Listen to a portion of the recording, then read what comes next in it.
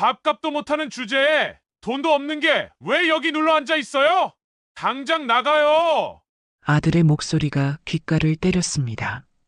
평생 이 아이 하나 키우려고 공장에서, 식당에서, 새벽 시장에서 일했어요. 시골집과 밭까지 팔아서 사업 자금 줬어요. 그런데 이제 그 아들이 저를 쫓아내고 있었습니다. 엄마, 빨리 나가라고요. 목소리에 망설임이 없었어요. 옆에 앉은 며느리는 고개를 돌린 채 침묵했습니다. 딸깍, 현관문이 닫혔어요. 68년을 살아오면서 이렇게 서러운 적은 없었습니다. 가방을 들고 엘리베이터에 올랐습니다. 서울의 밤거리로 나섰어요. 차가운 바람이 뺨을 스쳤습니다. 그때는 몰랐어요. 1년 후 이 아이가 제 앞에 무릎 꿇고 빌게 될 줄은, 그리고 제가 그렇게 차갑게 등을 돌릴 수 있을 줄은. 오늘의 사연 시작합니다. 무료로 하실 수 있는 구독 버튼과 좋아요를 눌러주시면 매일 감동적인 사연으로 찾아오겠습니다. 열쇠를 돌리는 소리가 유난히 크게 들렸습니다. 마지막으로 현관문을 잠그는 순간 40년을 살아온 이 집이 이제 남의 것이 된다는 게 실감났어요. 손때 묻은 문고리를 한참 쓰다듬었습니다. 남편이 결혼 첫날 내 손을 잡고 이 문을 열었던 날이 어제 같은데 이제 영영 돌아올 수 없는 곳이 되어버렸네요. 뒤돌아서는데 눈물이 핑 돌았습니다. 하지만 참았어요. 울면 안 돼요. 아들을 위한 선택이니까요. 도연이가 잘 되는 게 제일 중요하니까요. 엄마, 빨리 가요. 차 기다려요. 아들이 조금 떨어진 곳에서 불렀습니다. 재촉하는 목소리가 어쩐지 차갑게 느껴졌지만 내가 예민한 거겠죠. 집 파는 거 미안해서 그런 거겠지 하고 스스로를 다독였습니다. 차에 타서 창밖을 보니 작은 밭이 보였어요. 아니, 이젠 내 밭이 아니네요. 봄이면 상추를 심고 가을이면 물을 캐던 그 밭도 계약서에 도장을 찍는 순간 남의 것이 되어버렸습니다. 가슴이 먹먹했어요. 남편이 세상을 떠난 건 도연이가 고등학교 2학년 때였습니다. 교통사고였어요. 갑작스러웠죠. 장례식장에서 영정사진 앞에 앉아 있는데 현실이 아닌 것 같았습니다. 불과 사흘 전까지만 해도 여보, 오늘 저녁은 뭐야? 하고 웃으며 밥상에 앉던 사람이었는데요. 조문객들이 아이고, 이제 어쩌려고 하며 고개를 흔들었습니다. 그 말들이 귀에 들어오지 않았어요. 그냥 멍하니 남편 사진만 바라봤습니다. 그런데 도연이가 제 손을 꽉 잡더니 이렇게 말했어요. 엄마, 나 열심히 공부해서 엄마 편하게 해드릴게요. 17살 아이의 목소리가 떨리고 있었습니다. 그 순간 정신이 번쩍 들었어요. 그래, 나는 이 아이를 키워야 해. 이 아이가 잘 되게 해야 해. 그게 남편한테 해줄 수 있는 마지막 일이니까요. 그날부터 정신없이 살았습니다. 새벽 5시에 일어나 공장으로 출근했어요. 식품 포장 작업이었는데 서서 하는 일이라 저녁이면 다리가 퉁퉁 부었습니다. 그래도 참았어요. 공장 일이 끝나면 저녁 6시부터는 식당에서 설거지를 했습니다. 밤 10시까지 일하고 집에 돌아오면 도연이는 책상 앞에 앉아 공부하고 있었어요. 엄마 왔어? 밥 먹었어? 고개만 돌려 물어보는 아들의 뒷모습을 보면 가슴이 찡했습니다. 저 아이는 친구들과 놀 시간도 없이 공부만 하고 있는데 나는 좀 더 벌어야 하는데 그런 생각뿐이었어요. 주말에는 새벽 시장에 나가 반찬을 팔았습니다. 김치, 나물, 장아찌를 담아서 좌판을 벌이면 아줌마들이 하나씩 사갔어요. 장사가 잘 되는 날도 있었고 비가 와서 손님이 없는 날도 있었습니다. 그래도 꾸역꾸역 버텼어요. 도연이 대학 등록금을 마련하기 위해서였습니다. 아들은 기대를 저버리지 않았어요. 열심히 공부해서 서울에 있는 대학에 합격했습니다. 합격 통지서를 들고 왔을 때 아들의 얼굴이 환하게 빛났어요. 엄마, 나 붙었어요. 서울에 있는 대학 경영학과요. 도연이가 저를 안으며 소리쳤습니다. 그 순간 눈물이 왈칵 쏟아졌어요. 기쁨의 눈물이었죠. 내가 이렇게 고생한 보람이 있구나. 이 아이가 이렇게 잘 커졌구나. 그런 생각에 가슴이 벅찼습니다. 하지만 문제는 등록금이었어요. 대학 등록금이 생각보다 많이 들었습니다. 공장 월급과 식당 설거지 돈, 주말 반찬 장사로는 턱없이 부족했어요. 은행 대출을 알아봤지만 담보가 없어서 거절당했습니다. 결국 작은 밭 한 떼기를 팔았어요. 남편이 살아생전 농사 짓던 그 밭이었습니다. 땅 문서를 부동산에 맡기고 계약금을 받을 때 손이 떨렸어요. 여보, 미안해요. 하지만 아들 대학은 보내야 해요. 마음속으로 남편에게 사과했습니다. 그렇게 4년을 버텼습니다.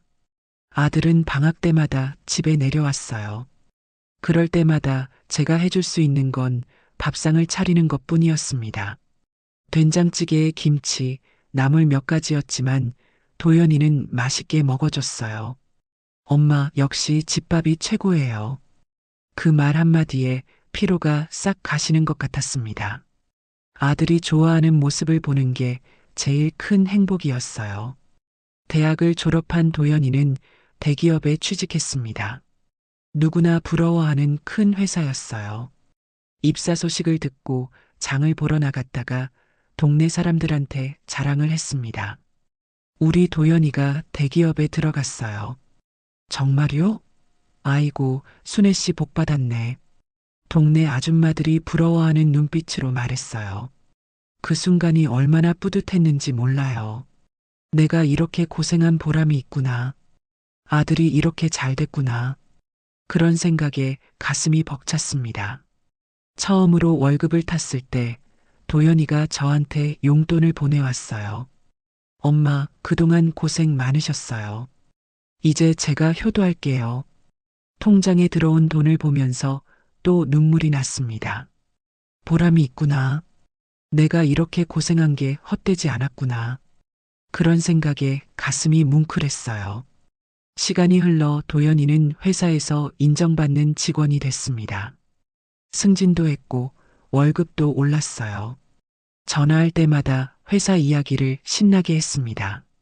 제가 무슨 말인지 다 이해하지는 못했지만 아들이 좋아하는 모습을 보는 것만으로도 행복했어요.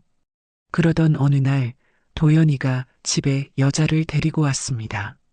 엄마, 소개할 사람 있어요. 제 여자친구 이정민이에요. 도연이 옆에 선 여자는 키가 크고 날씬했습니다. 옷차림도 깔끔하고 세련됐어요. 화장도 곱게 했고요. 한눈에 봐도 도시에서 자란 아가씨였습니다. 어머님, 처음 뵙겠습니다. 정민이가 공손하게 인사했습니다. 목소리도 부드러웠어요. 첫인상은 좋았습니다. 하지만 왠지 모를 거리감이 느껴졌어요. 뭐랄까, 우리 집 분위기랑 안 맞는다고 할까요? 밥이라도 먹고 가렴. 제가 부엌으로 들어가 부산스럽게 밥상을 차렸습니다. 된장찌개에 김치, 나물 몇 가지였어요. 평소에 해먹던 반찬들이었습니다. 밥상을 내오니 정민이가 살짝 표정이 굳었어요. 하지만 이내 웃으며 숟가락을 들었습니다. 어머님 손맛이 정말 좋으시네요. 그렇게 말은 했지만 얼마 먹지 않았어요. 젓가락질이 조심스러웠고 김치도 거의 건드리지 않았습니다. 도연이가 눈치를 보며 얼른 화제를 돌렸어요. 엄마, 정민이 아버지가 사업하시는데요. 꽤 크게 하세요. 그래, 대단하시네. 표면적으로는 그렇게 말했지만 속으로는 좀 움츠러들었습니다. 부잣집 딸이구나. 우리 도연이랑 잘 맞을까? 그런 생각이 들었어요. 그날 밤 도연이가 제 손을 잡으며 말했습니다. 엄마, 저 정민이랑 결혼하려고요. 그래, 좋은 일이네. 진심으로 기뻤습니다. 아들이 좋은 사람 만나서 결혼한다니 엄마로서 이보다 더 기쁜 일이 어디 있겠어요. 정민이 정말 좋은 사람이에요. 저 많이 사랑해요. 도연이의 얼굴이 환하게 빛났습니다. 사랑하는 사람을 이야기할 때의 그 표정은 거짓이 아니었어요. 저도 덩달아 기뻤습니다. 결혼식은 서울에서 열렸어요. 큰 호텔 결혼식장이었습니다. 샹들리에가 반짝이고 하객들은 모두 양복과 드레스를 입고 있었어요. 저는 시골에서 장만한 한복을 입었는데 왠지 어울리지 않는 것 같았습니다. 신부 측 하객이 훨씬 많았어요. 신랑 측은 제가 부른 친척 몇 명이 전부였습니다. 비교가 됐어요. 상견례 때 정민이 부모님을 만났는데 두 분 다 품위가 있어 보였습니다. 사돈 어른, 아들 잘 키우셨네요. 정민 어머니가 웃으며 말했습니다. 하지만 그 웃음 뒤에 뭔가 다른 감정이 숨어 있는 것 같았어요. 저를 위아래로 훑어보는 시선이 편하지 않았습니다. 결혼식이 끝나고 신혼집은 정민 부모님이 마련해 주셨어요. 강남에 있는 아파트였습니다. 30층짜리 고층 아파트였어요. 도연이가 사진을 보내왔는데 넓고 깔끔했습니다. 엄마, 우리 집 어때요? 정민이 아버지가 사주셨어요. 전화 너머 도연이의 목소리는 들떠 있었지만 어딘가 어색했습니다. 뭐랄까, 기쁘지만 불편한 그런 느낌이었어요. 좋겠다. 정민이 아버지가 대단하시네. 네, 정말 감사하죠. 근데 엄마, 저 요즘 좀 고민이 있어요. 무슨 고민인데? 도연이가 한숨을 푹 쉬었습니다. 솔직히 말씀드리면 저 처가에서 계속 주눅 들어요. 뭐 하나 살 때마다 눈치 보이고 정민이 부모님이 다 해주시니까 제가 떳떳하지가 못해요. 그 말을 듣는 순간 가슴이 아팠습니다. 내 아들이 남의 집에서 눈치를 보고 있다니. 그게 엄마로서 제일 괴로운 일이었어요. 그래서 말인데요, 엄마. 도연이가 조심스럽게 말을 이었습니다. 저 사업을 하나 해보려고요. 그래야 제가 처가에서 떳떳하게 살 수 있을 것 같아요. 회사 월급만으로는 한계가 있어요. 사업? 무슨 사업인데? 회사 동료들이랑 IT 쪽으로 창업하려고요. 아이템도 괜찮고 투자자도 관심 있어 하고요. 그게 잘 될까? 제 목소리가 떨렸습니다. 걱정이 앞섰어요. 엄마, 저 이거 정말 잘할 수 있어요. 근데 미천이 좀 필요해요. 처가에 손 벌리기는 싫고요. 얼마나 필요한데? 도연이가 잠시 망설이더니 금액을 말했습니다. 제가 평생 모은 돈보다 훨씬 큰 금액이었어요. 순간 머릿속이 하얘졌습니다. 엄마, 저 이번 기회 놓치면 안 돼요. 정민이 아버지한테 계속 신세만 질 수는 없잖아요. 제발 도와주세요. 아들의 목소리가 절박했습니다. 그 모습을 보니 거절할 수가 없었습니다. 내 아들이 처가에서 주눅 들고 있다는데 엄마가 도와주지 않으면 누가 도와줘요. 알았어. 엄마가 방법을 찾아볼게. 그날 밤 잠을 이룰 수가 없었습니다. 통장을 다 뒤져봐도 돈이 부족했어요. 결국 하나밖에 방법이 없었습니다. 이 집을 파는 거였어요. 40년을 살아온 집이었습니다. 남편이 장가들면서 마련한 집이고 도연이가 태어나서 자란 집이고 온갖 추억이 서려 있는 집이었어요. 하지만 아들이 떳떳하게 살 수 있다면 팔 수밖에 없었습니다. 부동산을 찾아갔어요. 집하고 남은 밭까지 다 팔고 싶은데요. 부동산 사장이 깜짝 놀라며 물었습니다. 어르신, 그럼 어디 가서 사시려고요? 아들네 집에 가서 살 거예요. 도연이가 같이 살자고 했거든요. 엄마, 집도 넓으니까 같이 사세요. 어차피 그 집도 팔 거잖아요. 그 말을 들었을 때 마음이 복잡했습니다. 고맙기도 하고 슬프기도 했어요. 고향을 떠나야 한다는 게 서러웠지만 아들이 함께 살자고 하니 위안이 됐습니다. 계약은 생각보다 빨리 진행됐습니다. 한 달도 안 돼서 매수자가 나타났어요. 서울 사람이었습니다. 전원주택을 지으려고 땅을 찾고 있었대요. 가격 흥정도 별로 없었습니다. 부동산 사장이 부른 가격에 바로 동의했어요. 계약서에 도장을 찍을 때 손이 떨렸습니다. 이걸 찍으면 정말 끝이구나. 이 집이 내 집이 아니게 되는구나. 그런 생각에 가슴이 먹먹했어요. 하지만 꾹 참고 도장을 찍었습니다. 아들을 위해서였어요. 잔금을 받던 날 통장에 돈이 들어왔습니다. 평생 처음 보는 큰 돈이었어요. 하지만 기쁘지가 않았습니다. 오히려 허전했어요. 이 돈이 내 집과 바꾼 돈이구나. 남편과 함께 살던 추억과 바꾼 돈이구나. 그런 생각이 들었습니다. 도연이한테 전화를 걸었어요. 도연아, 엄마가 돈 마련했어. 통장으로 보낼게. 엄마, 정말요? 고맙습니다. 이제 제가 떳떳하게 살 수 있겠어요. 아들의 목소리가 환했습니다. 그 목소리를 듣고 나니 조금 위안이 됐어요. 그래, 아들이 이렇게 기뻐하는데 잘한 거야. 아들이 행복하면 되는 거야. 스스로를 다독였습니다.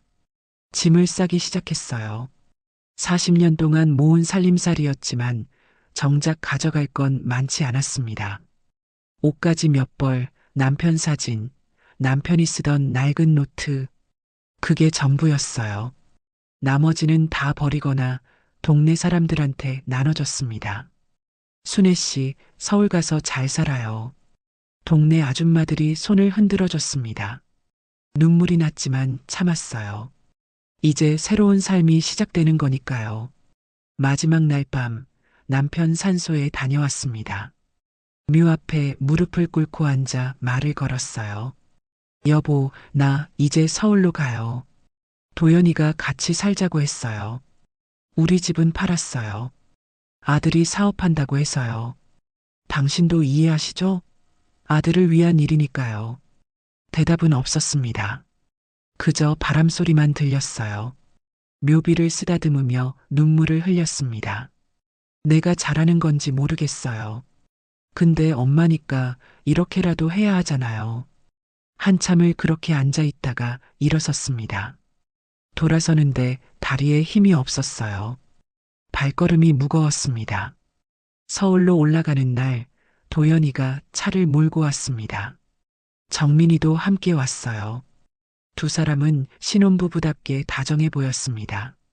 정민이가 웃으며 말했어요. 어머님, 저희 집에 오시는 거 환영해요. 고마워. 그렇게 대답은 했지만 마음 한구석이 불편했습니다.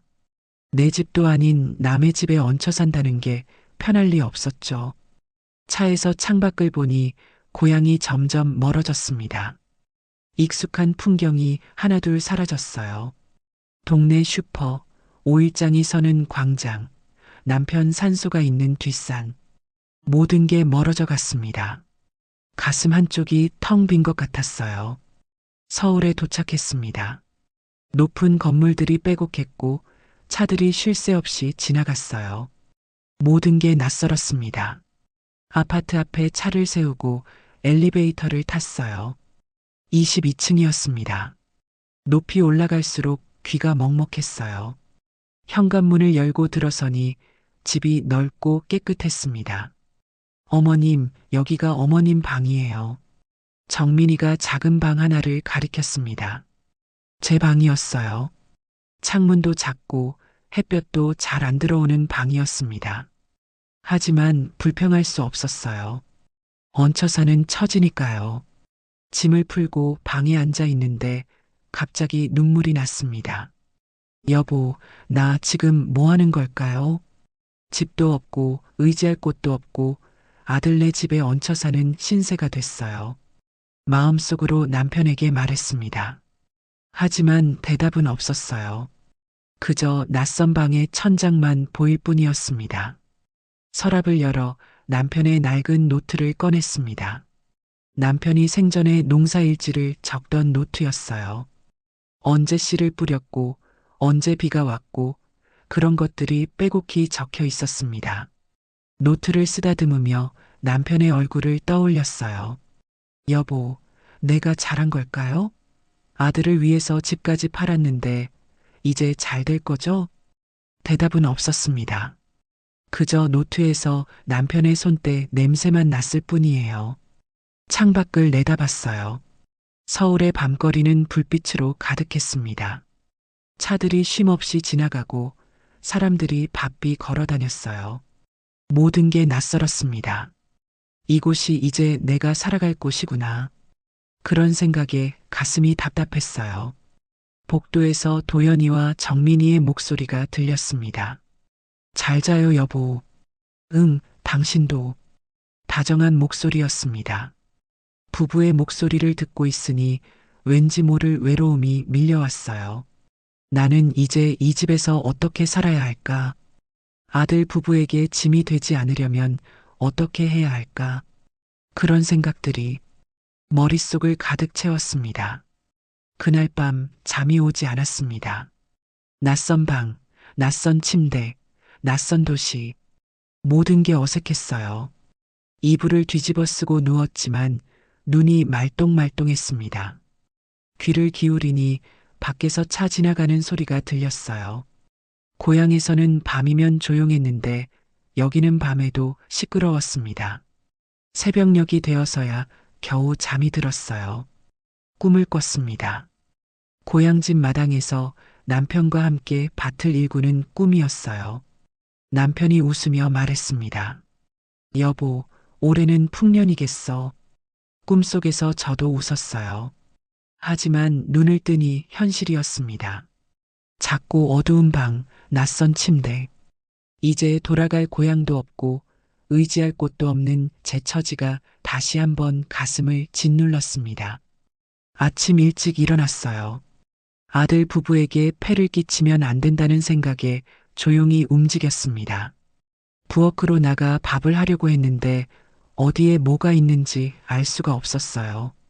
냉장고를 열어봤지만 낯선 음식들 뿐이었습니다. 어머님, 뭐 하세요?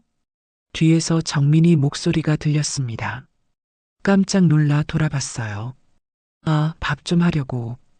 정민이가 난처한 표정을 지었습니다. 어머님, 저희는 아침 안 먹어요. 출근하면서 빵 사 먹고요.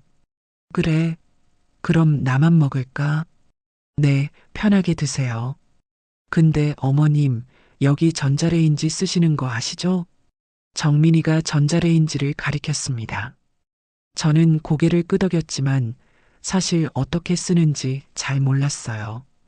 도연이가 출근 준비를 하며 나왔습니다. 엄마, 편하게 지내. 나 출근해야 해. 그래, 다녀와라. 아들 부부가 나가고 나니 집이 텅 빈 것 같았습니다. 혼자 남겨진 낯선 공간에서 저는 어디에 앉아야 할지도 몰랐어요. 거실 소파에 조심스럽게 앉아 창밖을 바라봤습니다. 멀리 고층 건물들이 줄지어 서 있었어요. 저 많은 집들 속에 사는 사람들은 다 행복할까? 그런 생각이 들었습니다. 나처럼 고향을 떠나 자식 집에 얹혀 사는 사람도 있을까? 그런 생각을 하니 가슴이 답답했어요. 핸드폰이 울렸습니다. 고향 친구였어요. 김순자 언니였습니다. 순애야, 서울 잘 도착했어? 응, 언니. 잘 도착했어. 아들네 집은 어때? 좋아? 응, 좋아. 넓고 깨끗해. 거짓말이었습니다. 좋지 않았어요. 넓고 깨끗하지만 내 집이 아니었고 편하지 않았습니다. 그래, 다행이다.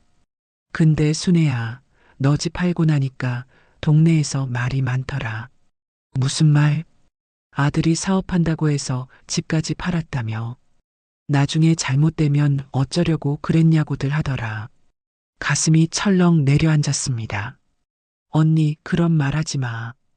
우리 도연이 잘할 거야. 그래, 그러길 바라야지. 근데 순애야, 너무 무리하지 마. 자식 위해서 다 내주면 나중에 힘들어. 알았어, 언니. 나 괜찮아. 전화를 끊고 나니 마음이 무거웠습니다. 동네 사람들이 수군거린다니 그게 제일 싫었어요. 하지만 어쩌겠어요. 이미 집은 팔렸고 돈은 아들한테 보냈고 저는 여기 와 있는데요. 시계를 봤습니다. 아직 오전 10시였어요. 하루가 이렇게 긴지 처음 알았습니다. 고향에서는 할 일이 많아서 시간 가는 줄 몰랐는데 여기는 달랐어요. 할 일도 없고 갈 곳도 없었습니다. 텔레비전을 켰어요. 아침 드라마가 나오고 있었습니다. 시어머니와 며느리가 다투는 장면이었어요. 시어머니가 며느리한테 구박받는 내용이었습니다. 보다가 끄고 싶었지만 계속 봤어요. 혹시 저도 저렇게 될까? 그런 생각이 들었습니다. 점심때가 됐습니다. 냉장고를 열어봤지만 뭘 해 먹어야 할지 모르겠었어요. 쌀은 어디 있는지, 반찬은 어디 있는지 알 수가 없었습니다. 결국 라면을 끓여 먹었어요. 라면을 먹으면서 눈물이 났습니다. 고향에서는 밭에서 딴 채소로 나물을 무치고 김치를 담그고 된장찌개를 끓여 먹었는데 이제는 라면 하나 끓여 먹는 게 고작이구나. 그런 생각에 서러웠어요.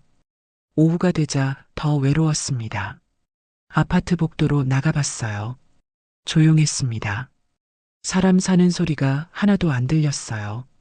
고향에서는 옆집 소리도 들리고 길 가다가 아는 사람 만나면 인사하고 수다 떨고 그랬는데 여기는 달랐습니다. 엘리베이터를 타고 1층으로 내려갔어요. 아파트 단지를 천천히 걸어봤습니다. 나무도 심어져 있고 벤치도 있었어요. 하지만 사람이 없었습니다. 다들 어디 갔을까? 그런 생각을 하며 벤치에 앉았어요. 한참을 앉아 있다가 다시 집으로 올라왔습니다. 저녁 때가 되자 도연이와 정민이가 들어왔어요. 어머님, 하루 어떠셨어요? 정민이가 물었습니다. 웃으며 물어봤지만 형식적인 질문 같았어요. 응, 괜찮았어. 거짓말이었습니다. 하나도 괜찮지 않았어요. 외롭고 답답하고 불편했습니다. 저녁은 정민이가 시킨 배달 음식이었어요. 치킨이랑 피자였습니다. 고향에서는 한 번도 먹어본 적 없는 음식이었어요. 도연이가 제 앞에 접시를 놓아줬습니다. 엄마, 드세요. 한 입 먹어봤는데 느끼했습니다. 입맛에 안 맞았어요. 하지만 다 먹었습니다. 남기면 아들 부부가 섭섭할까 봐요. 식사 후 도연이와 정민이는 거실에서 텔레비전을 봤습니다. 저는 제 방으로 들어갔어요. 함께 있어도 어색했고 제가 끼어들 자리가 아닌 것 같았습니다. 방에 누워 천장을 바라봤습니다. 이게 내 삶이구나. 아들을 위해 모든 걸 주고 이제는 아들 집에 얹혀 사는 신세가 됐구나. 그런 생각이 들었어요. 남편 사진을 꺼내봤습니다. 여보, 내가 잘한 걸까요? 아들한테 집까지 팔아서 다 줬는데 이게 맞는 걸까요? 사진 속 남편은 웃고 있었습니다. 하지만 대답은 해주지 않았어요. 그날 밤도 잠이 오지 않았습니다. 창밖을 보니 서울의 불빛이 반짝였어요. 수많은 집들, 수많은 사람들. 그 속에서 저는 너무나 외로웠습니다. 새로운 삶이 시작됐지만 왠지 두려웠어요.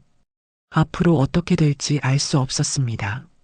하지만 어쩔 수 없었습니다. 이미 돌아갈 곳은 없었으니까요.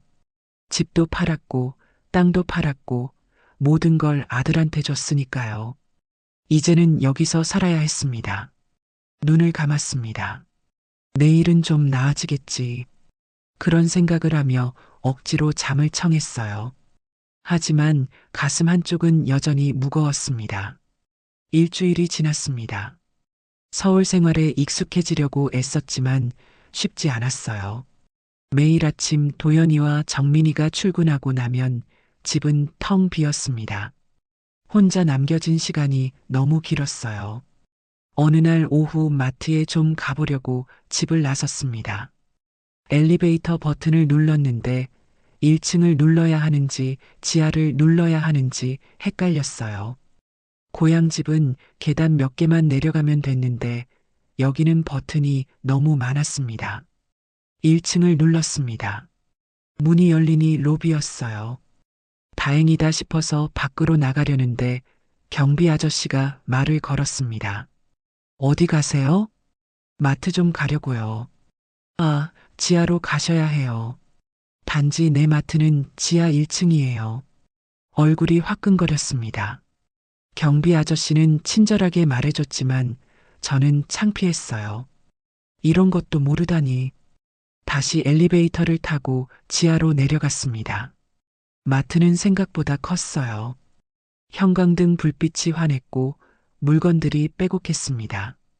고향 슈퍼랑은 완전히 달랐어요. 카트를 밀고 들어갔는데 어디서부터 봐야 할지 막막했습니다. 채소 코너로 갔어요. 상추가 플라스틱 용기에 담겨 있었습니다. 가격표를 보니 고향에서 사던 것보다 2배는 비쌌어요. 손으로 만져보려고 했는데 직원이 다가왔습니다. 어머님, 그거 만지시면 안 돼요. 아, 미안해요. 얼른 손을 뗐습니다.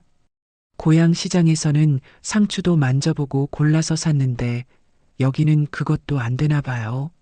조심스럽게 하나 집어 카트에 담았습니다. 계산대로 갔습니다. 앞에 사람들이 줄을 서 있었어요. 제 차례가 되자 직원이 물건을 찍기 시작했습니다. 총액이 나오자 직원이 말했어요. 카드 넣어주세요. 카드요? 네, 여기요.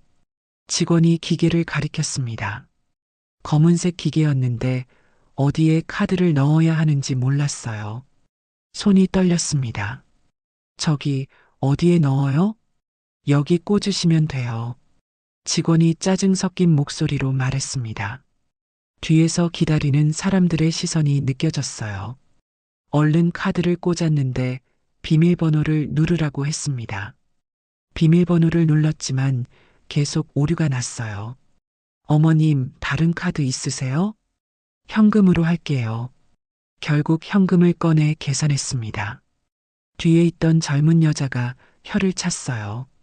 그 소리가 귓가에 꽂혔습니다. 장바구니를 들고 황급히 나왔어요. 집으로 돌아오는 길 가슴이 답답했습니다. 나이 들어서 이런 것도 못하다니. 카드 하나 제대로 못 쓰다니. 창피했어요. 고향에서는 그냥 현금 주고받으면 됐는데 여기는 모든 게 어려웠습니다. 집에 도착해 짐을 풀었어요. 냉장고에 채소를 넣다가 문득 생각했습니다. 저녁은 뭘 해드려야 하나. 정민이 입맛에 맞는 걸 해야 할 텐데 뭘 좋아하는지 잘 몰랐어요. 된장찌개를 끓이기로 했습니다. 제가 제일 자신 있는 음식이었어요. 냄비에 물을 붓고 된장을 풀었습니다. 두부랑 호박도 넣었어요. 익숙한 냄새가 났습니다. 이 냄새만큼은 고향과 똑같았어요. 저녁 때 도연이와 정민이가 들어왔습니다. 어머님, 저녁 준비하셨어요? 응, 된장찌개 끓였어. 밥상을 차려냈습니다. 된장찌개에 김치, 나물 몇 가지였어요. 정민이가 밥상을 보더니 살짝 인상을 찌푸렸습니다. 어머님, 저 된장찌개 별로 안 좋아해요. 그 말에 가슴이 철렁했습니다. 아, 그래? 미안해. 몰랐어.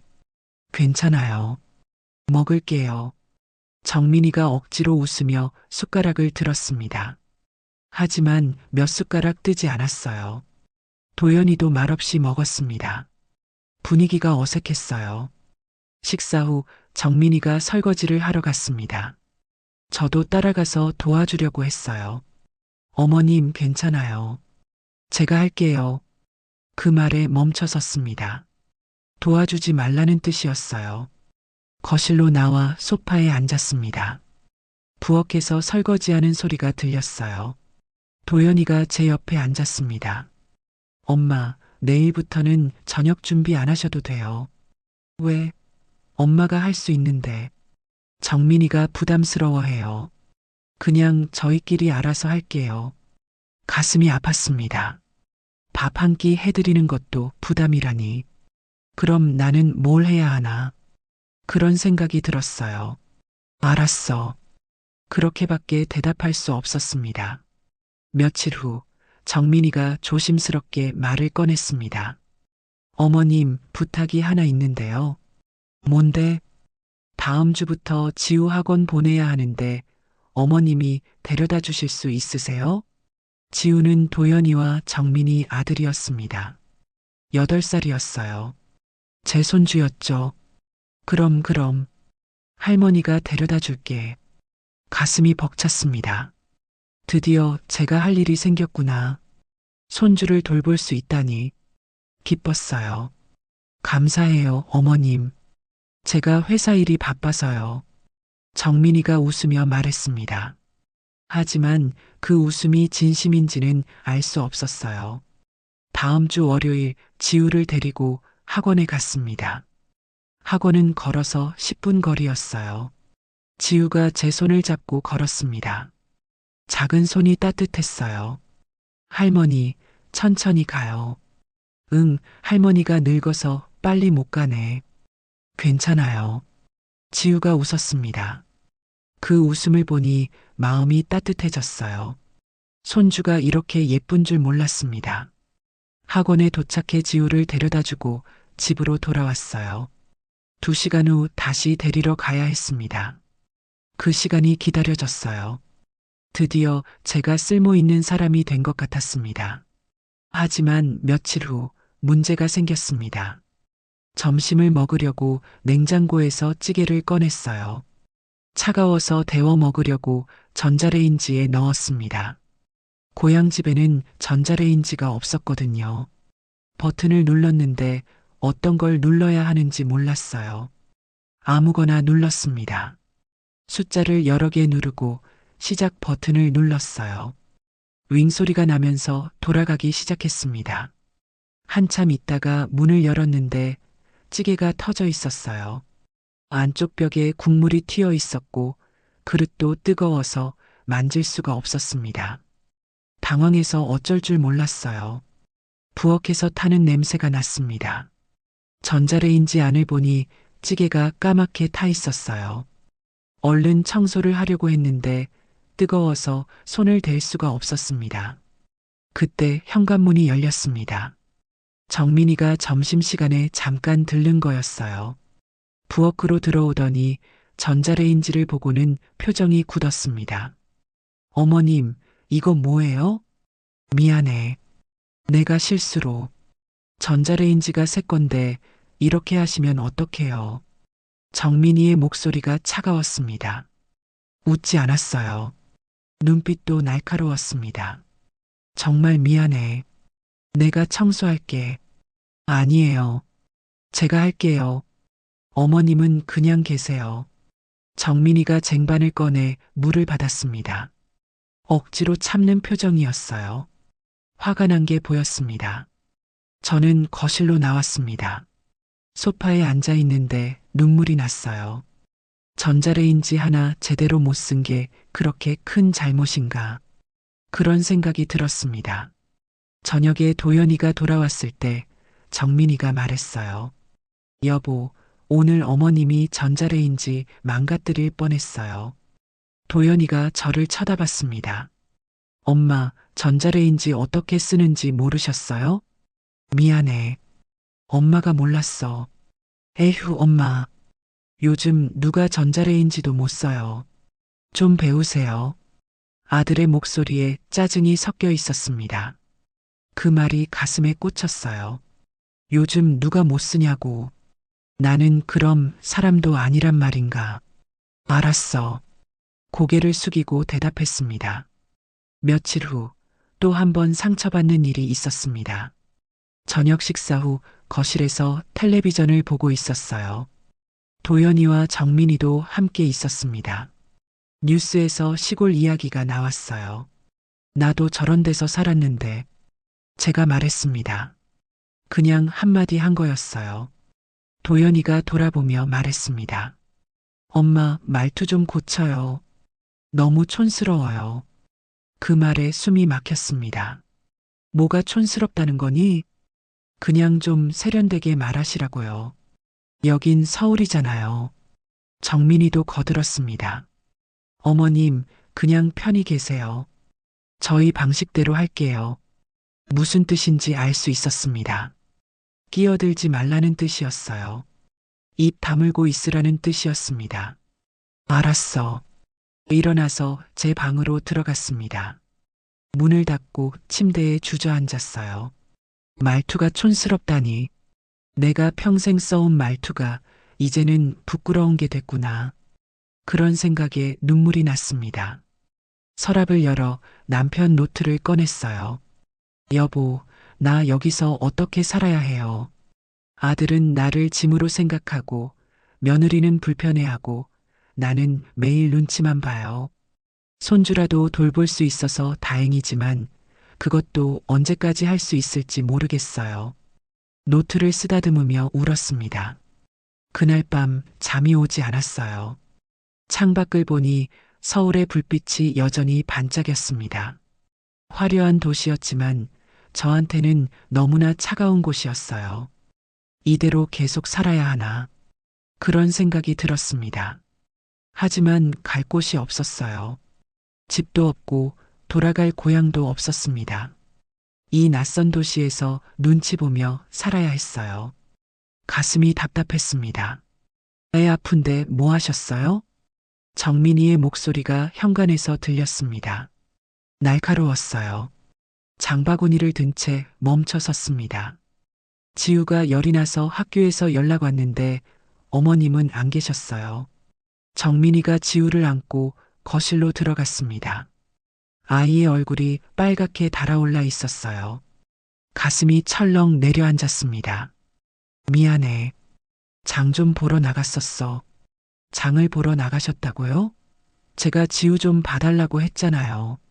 정민이가 지우를 소파에 눕히며 말했습니다. 목소리에 화가 가득했어요. 미안해. 내가 몰랐어. 학교에서 연락 온 줄 몰랐어. 핸드폰 두고 나가시면 어떡해요. 1시간 넘게 연락이 안 됐어요.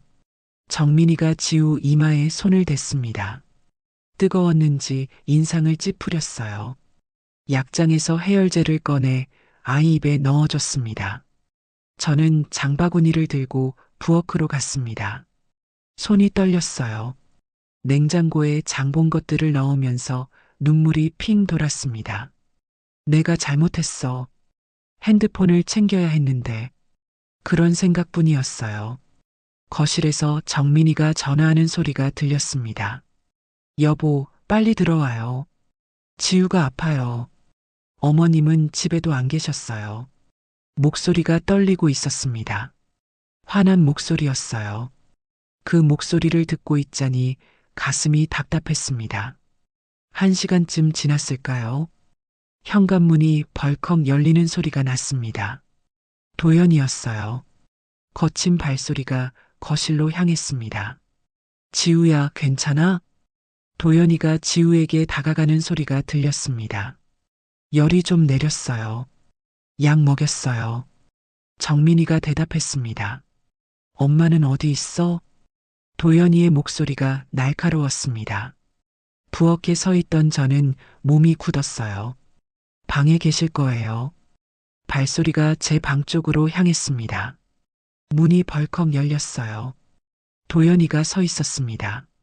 얼굴이 붉게 상기되어 있었어요. 엄마, 나와요. 목소리가 차가웠습니다. 거실로 나갔어요. 정민이는 지우를 안고 소파에 앉아 있었고 도연이는 팔짱을 낀 채 저를 노려보고 있었습니다. 애가 아픈데 어디 갔었어요? 미안해. 장 좀 보러. 장을 보러요? 지우 봐달라고 했잖아요.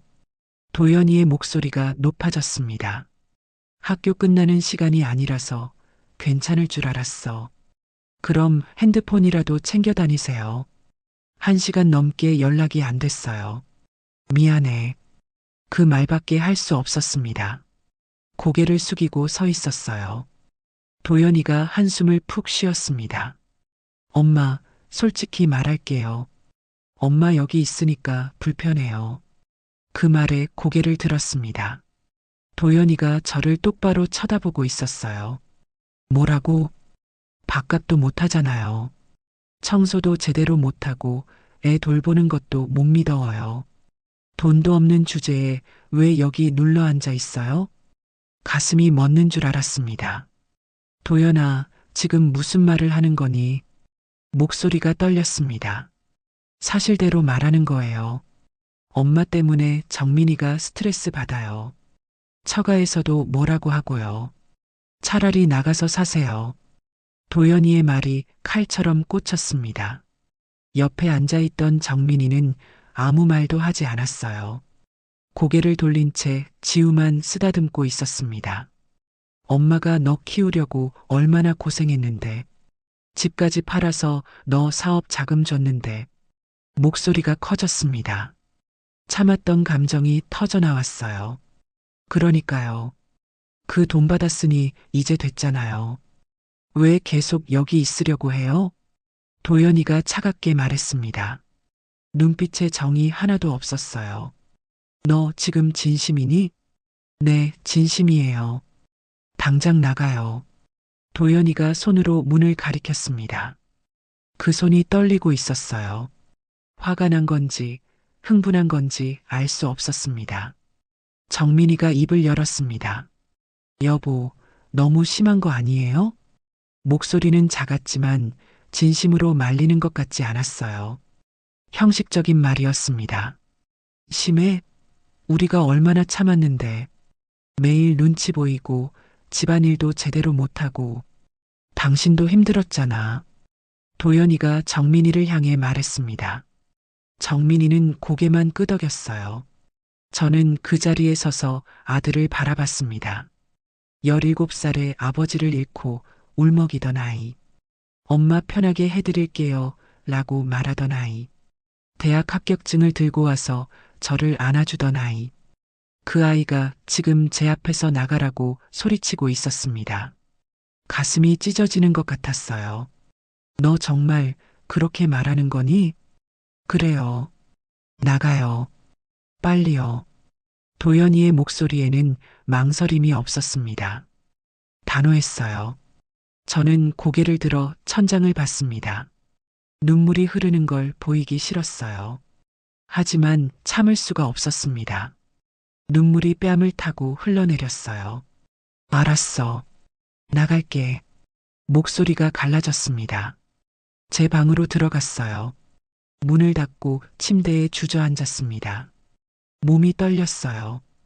분노인지 슬픔인지 억울함인지 알 수 없었습니다.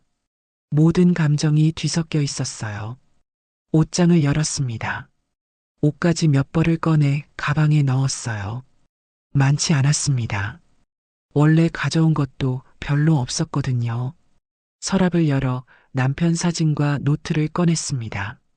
손이 떨려서 제대로 잡을 수가 없었어요. 여보, 나 쫓겨나요. 우리 아들한테 쫓겨나요. 사진을 가슴에 안고 울었습니다. 소리 내지 않으려고 입을 막았지만 흐느낌이 새어나왔어요. 한참을 그렇게 앉아 있었습니다. 눈물이 다 마를 때까지 울었어요. 이제 더 이상 눈물이 나오지 않았습니다. 몸에서 기운이 다 빠진 것 같았어요.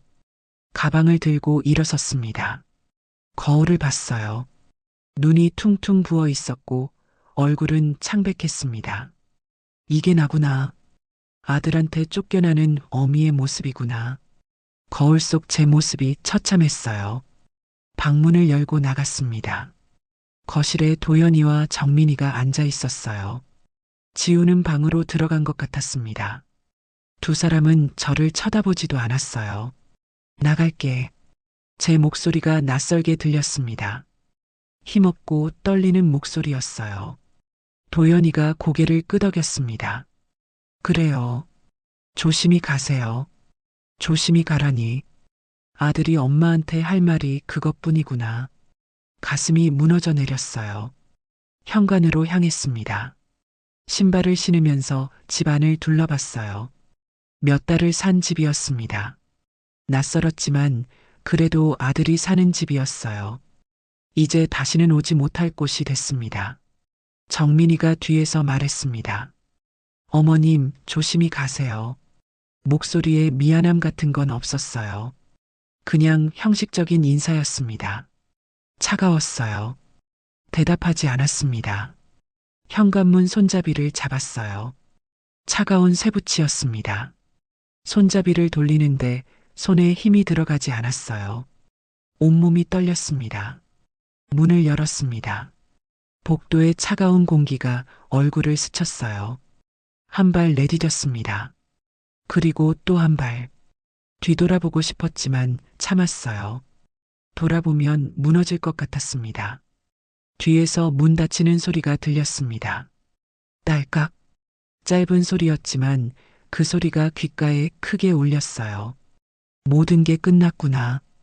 아들과의 인연도, 이 집과의 인연도 모두 끝났구나. 복도에 혼자 서 있었습니다.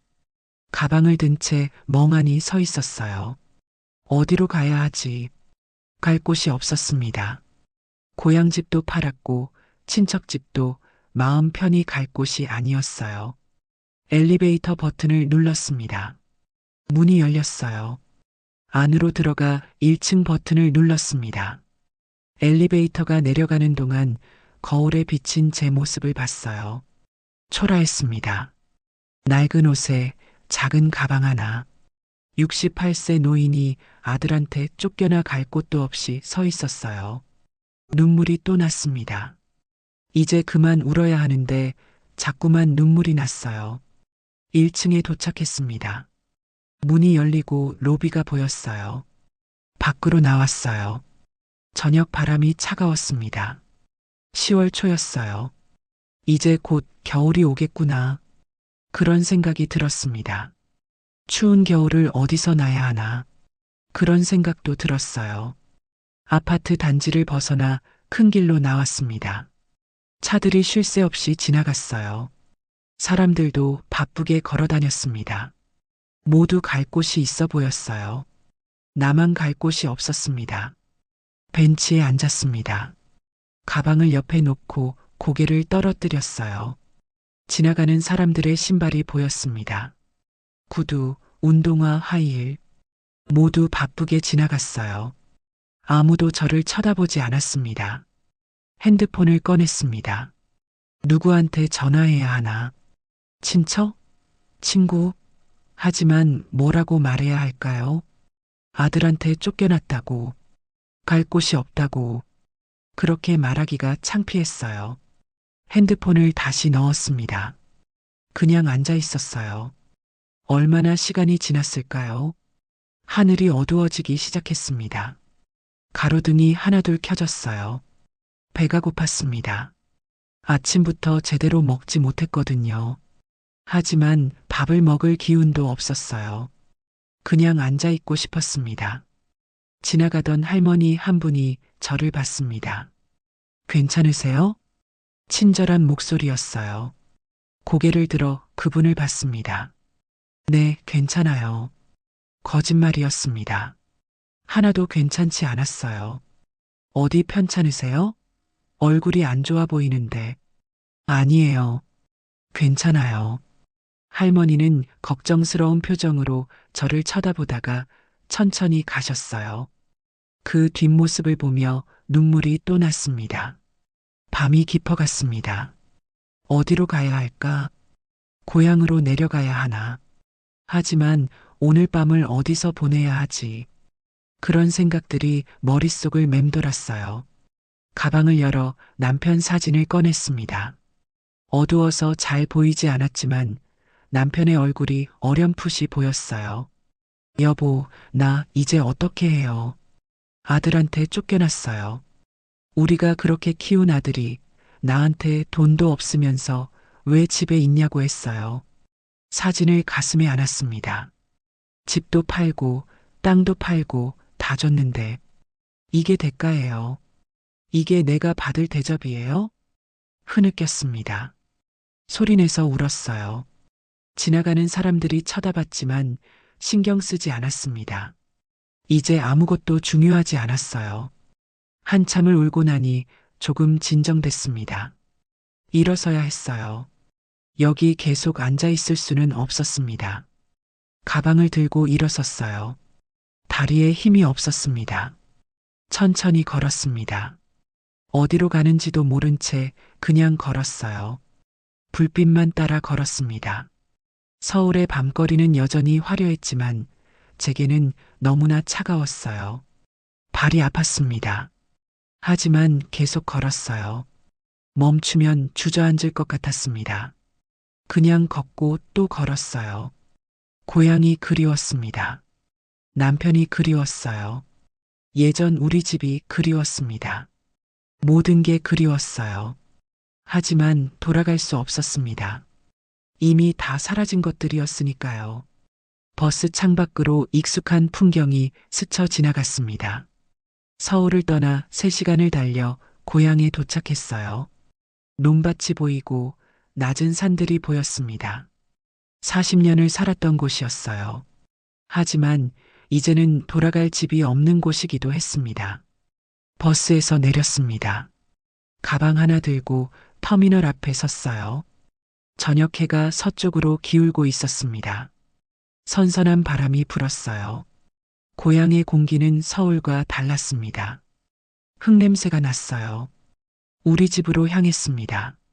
아니, 예전에 우리 집이었던 곳으로요. 천천히 걸었어요. 골목길이 그대로였습니다.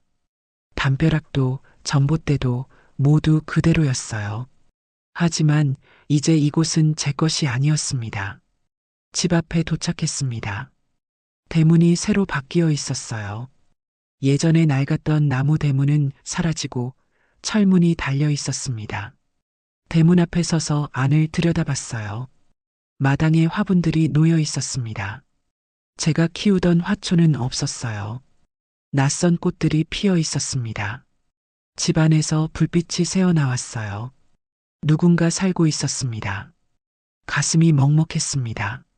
40년을 산 집인데 이제 남의 집이 됐구나. 그런 생각이 들었어요. 대문 손잡이를 만져보고 싶었지만 참았습니다. 이제 제 집이 아니니까요. 발길을 돌렸습니다. 어디로 가야 하나? 친척집밖에 없었어요. 큰오빠 집으로 향했습니다. 10분쯤 걸어가니 오빠 집이 나왔어요. 대문을 두드렸습니다. 누구세요? 올케 언니 목소리였습니다. 대문이 열렸어요. 올케 언니가 저를 보고는 눈이 휘둥그레졌습니다. 아니, 순애야. 너 왜 왔어?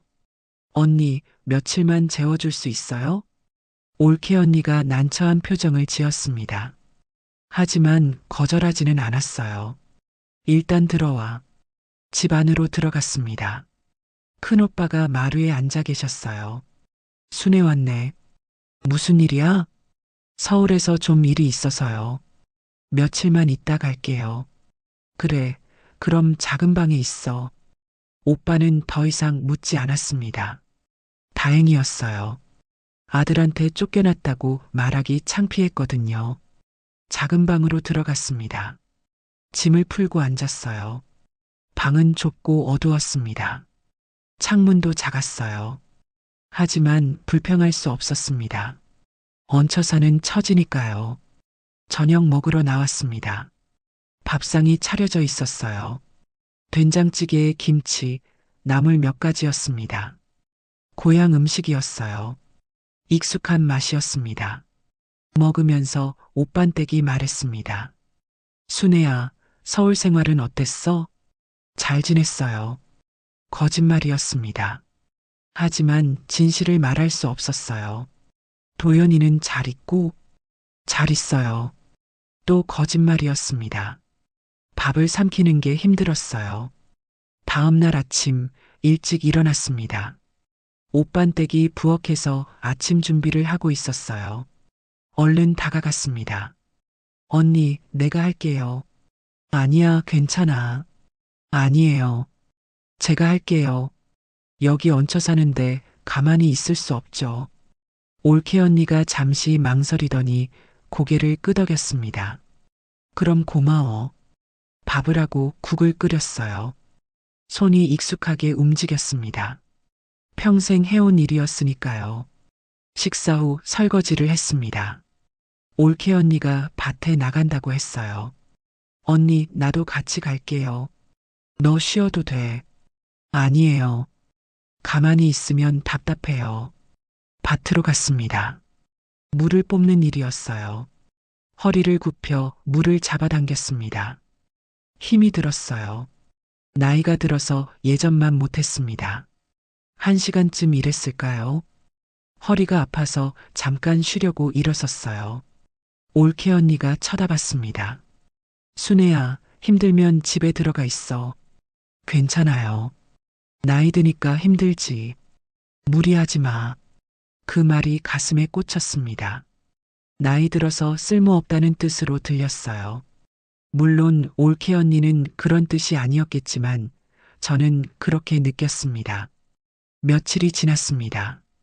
아침마다 일어나 밥을 하고 청소를 하고 밭일을 도왔어요. 최대한 짐이 되지 않으려고 애썼습니다.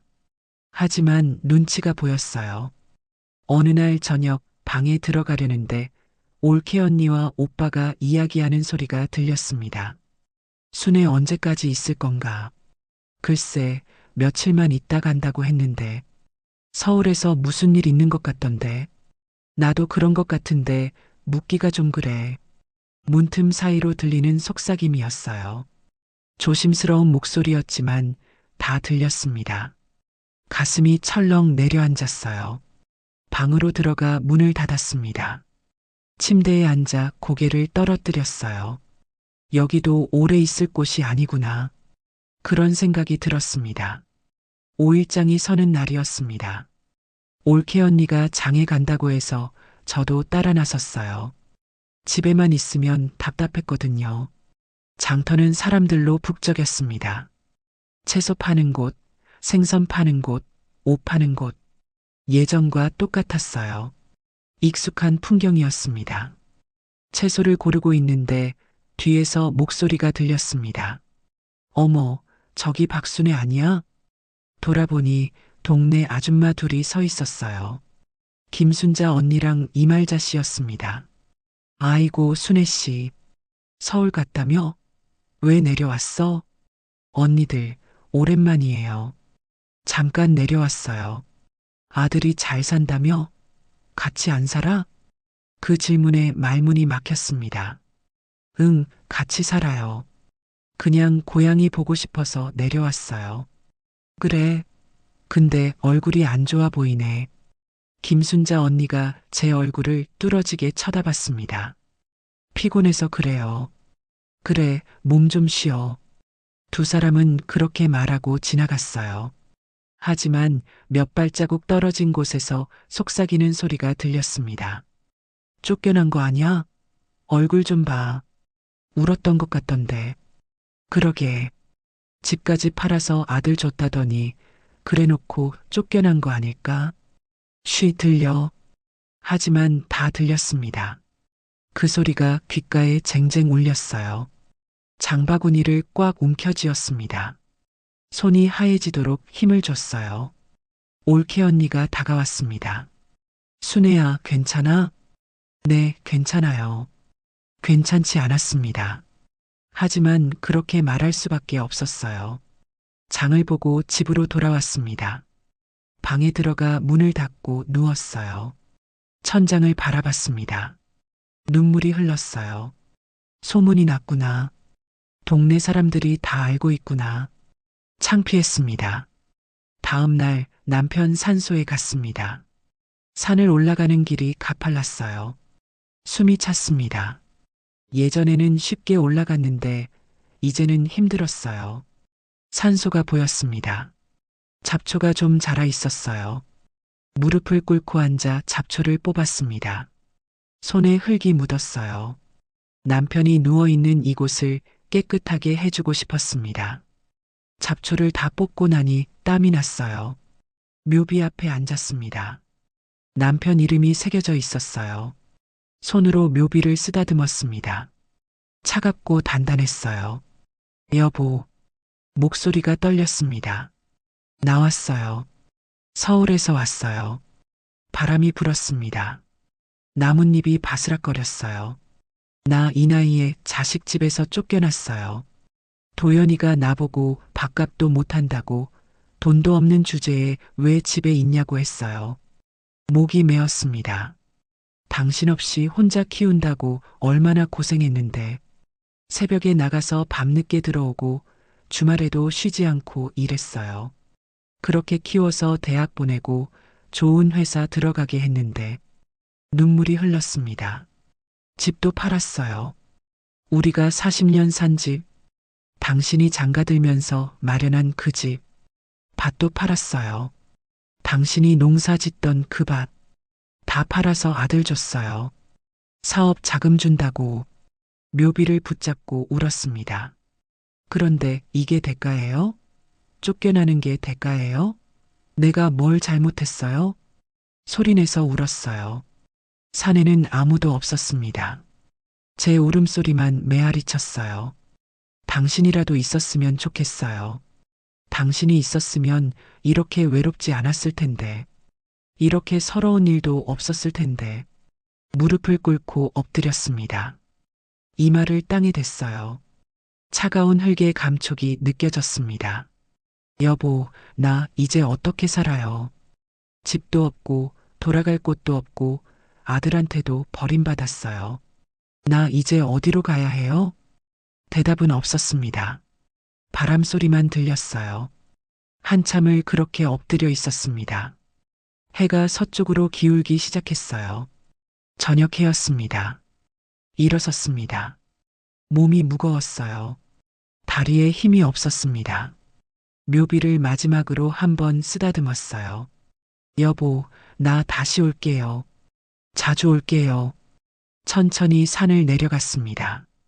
뒤돌아보니 석양빛에 묘비가 빛나고 있었어요. 홀로 남겨진 남편의 산소였습니다.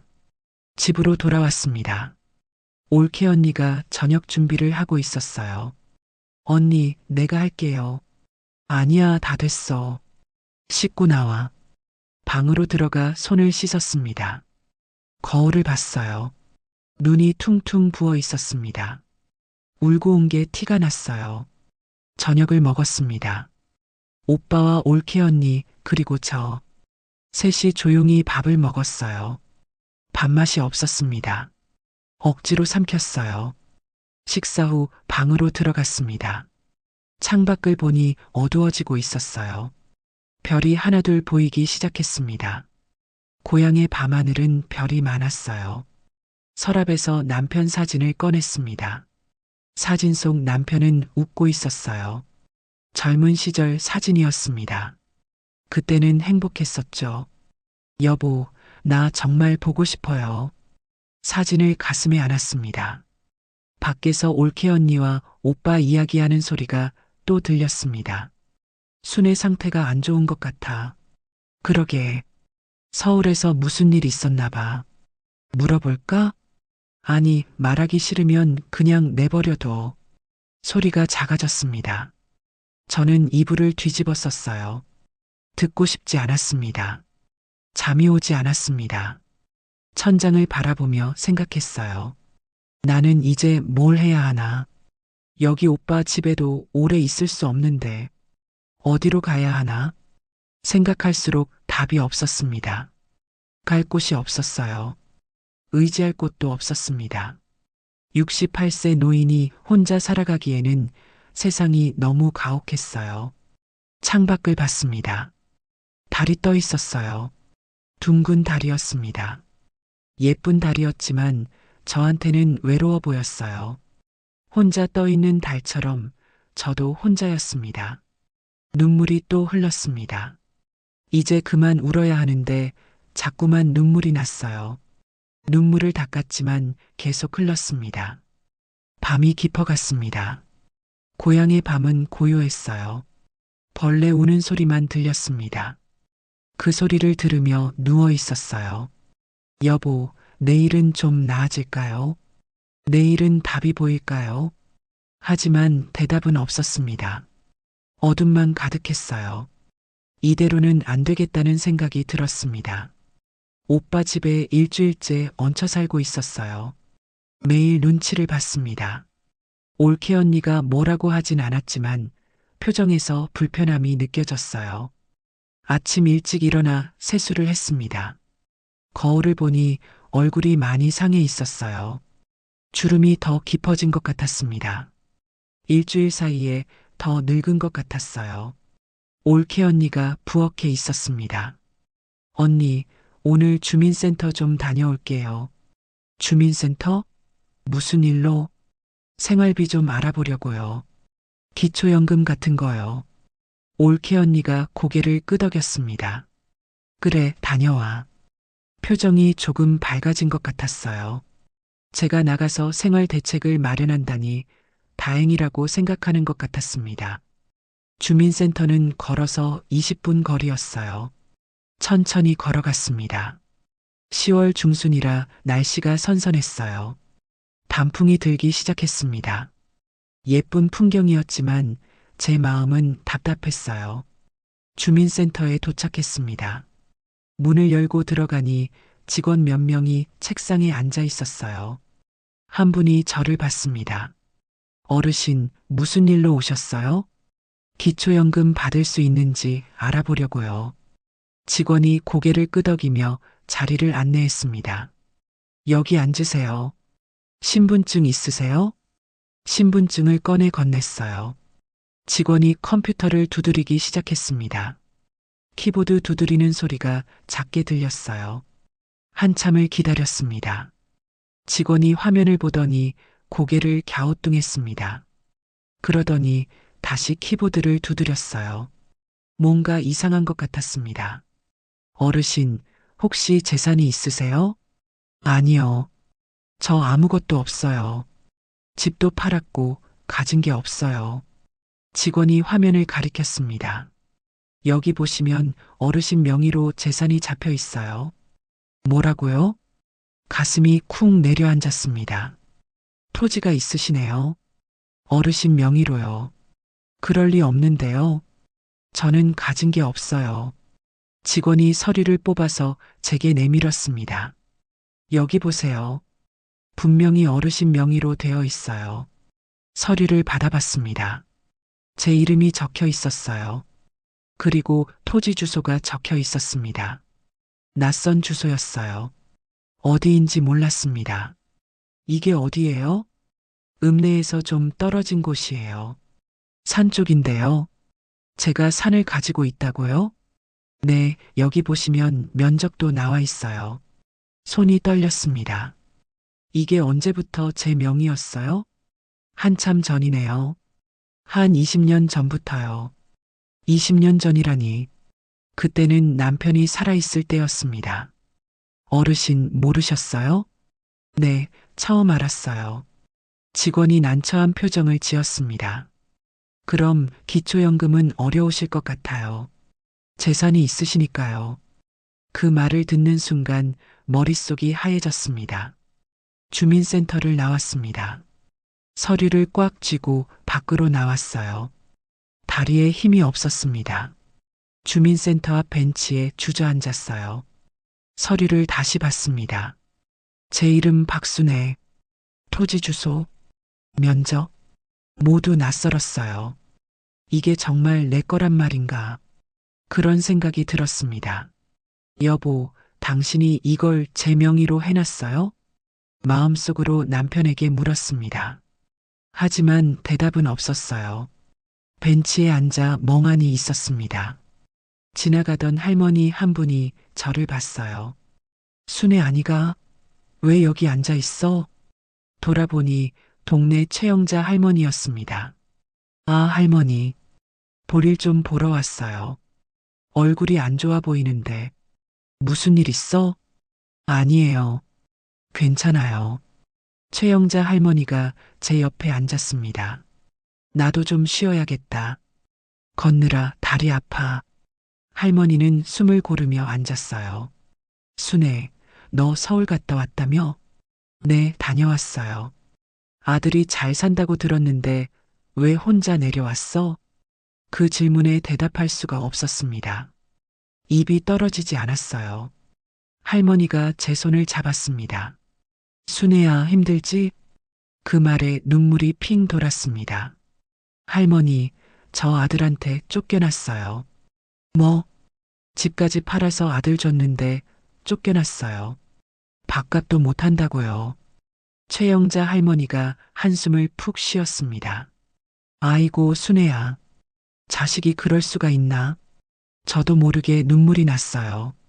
할머니 앞에서 울고 싶지 않았는데 참을 수가 없었습니다. 할머니가 제 등을 토닥였습니다. 울어, 울어. 참지 마. 그렇게 서러운데 어떻게 참아?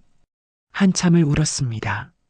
할머니는 아무 말 없이 제 등만 토닥여줬어요. 울음이 좀 잦아들자 할머니가 말했습니다. 순애야, 자식은 다 그래. 어릴 땐 엄마 필요하다가 크면 짐이라고 생각해. 나도 그랬어. 할머니도요? 그럼. 나도 아들네 집에 있다가 눈치 보여서 나왔지. 지금은 혼자 살아. 할머니 혼자 사세요? 응. 작은 집 하나 있어서 거기서 살아. 외롭지만 그게 편해.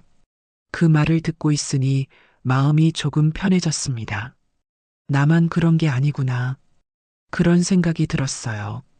또 한 분이 다가왔습니다. 김춘자 할머니였어요. 어머, 순애 왔네. 서울 갔다며? 네, 할머니. 김춘자 할머니도 옆에 앉았습니다. 나도 좀 쉬자. 요즘 다리가 말을 안 들어. 세 명이 벤치에 앉아 있었어요. 최영자 할머니가 말했습니다. 순애가 아들한테 쫓겨났대. 뭐? 그 착한 도연이가? 사람이 커서 착하면 뭐해. 엄마는 짐으로 생각하는데. 김춘자 할머니가 혀를 찼습니다. 요즘 자식들이 다 그래. 효자는 옛날 이야기야. 세 사람은 한참 동안 자식 이야기를 했어요. 저는 그 이야기를 들으며 조금씩 위안을 받았습니다. 나만 그런 게 아니구나. 다들 비슷하게 사는구나. 그런 생각이 들었어요. 한참 후 할머니들이 일어났습니다. 순애야, 너무 상심하지 마. 내가 잘못한 게 아니야. 네, 할머니. 고맙습니다. 자주 보자. 우리 경로당에도 놀러와. 네, 그럴게요. 할머니들이 가고 나니 다시 혼자 남았습니다. 서류를 다시 봤어요. 남편이 제 명의로 해둔 땅. 이게 정말 있는 건가? 확인해 봐야겠다는 생각이 들었습니다. 부동산을 찾아갔습니다. 읍내에 있는 작은 부동산이었어요. 문을 열고 들어가니 사장님이 앉아 계셨습니다. 어서 오세요. 무슨 일로 오셨어요? 여기 이 땅 좀 알아보고 싶은데요. 서류를 내밀었습니다. 사장님이 서류를 보더니 눈이 커졌어요. 어르신, 이 땅 어르신 거예요? 네, 그런 것 같은데요. 오늘 처음 알았어요. 사장님이 컴퓨터를 두드렸습니다. 여기 보세요.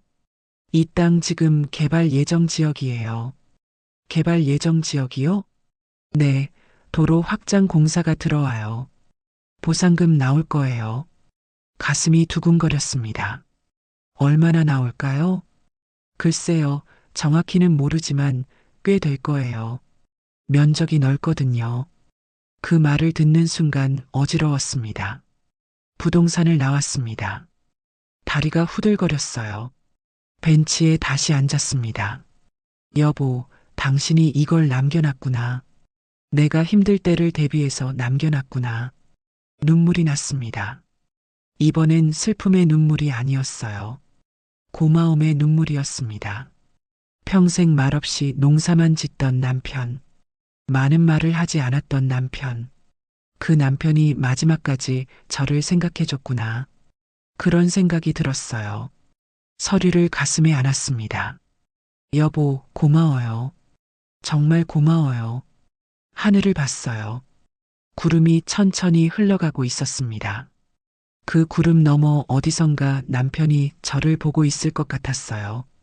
당신은 말이 없는 사람이었습니다. 부동산에서 나와 집으로 돌아오는 길, 남편 생각만 났어요. 평생 많은 말을 하지 않았던 사람. 그저 묵묵히 일만 하던 사람. 그런 남편이 마지막으로 제게 남긴 선물이 있었던 거였습니다. 집에 도착했습니다. 올케 언니가 마당에서 빨래를 널고 있었어요. 언니, 이장님 댁이 어디예요? 이장님? 왜? 좀 여쭤볼 게 있어서요. 저 앞집이야. 가봐. 이장님 댁으로 갔습니다. 대문을 두드리니 이장님이 나오셨어요. 60 후반쯤 되어 보이는 분이었습니다. 어르신, 저 박순애라고 하는데요. 혹시 제 땅에 대해서 아세요? 박순애? 아, 김철수 씨 부인. 들어와요. 거실로 안내받았습니다. 이장님이 서류철을 꺼내왔어요. 어르신 땅 말이지. 그거 큰일 났어요. 큰일이요? 가슴이 철렁했습니다. 아니, 좋은 쪽으로요. 도로 확장 공사 들어오는데 어르신 땅이 그 구간에 걸려 있어요. 보상금 꽤 나올 거예요. 이장님이 지도를 펼쳤습니다. 여기 보세요. 빨간 선이 도로예요. 어르신 땅이 여기 있고요. 게다가 산업단지도 들어와요. 옆 땅값도 다 올랐어요. 손가락으로 땅을 가리키는 이장님을 보며 어지러질했습니다. 얼마나 받을 수 있을까요? 정확히는 감정평가 나와봐야 알지만 적어도 몇 억은 될 거예요. 몇 억이요? 목소리가 떨렸습니다. 네. 요즘 땅값이 많이 올랐거든요. 어르신 운 좋으세요. 이장님이 웃으며 말했습니다. 하지만 저는 웃을 수가 없었어요. 너무 놀라서 말이 안 나왔습니다. 그리고 어르신, 국민연금 받으세요? 국민연금이요? 남편분이 납부하셨을 텐데요. 확인해 보세요. 이장님 댁을 나왔습니다. 다리에 힘이 하나도 없었어요. 집으로 돌아와 방에 들어갔습니다. 남편 노트를 꺼냈어요. 노트를 펼쳤습니다. 농사일지가 빼곡했어요.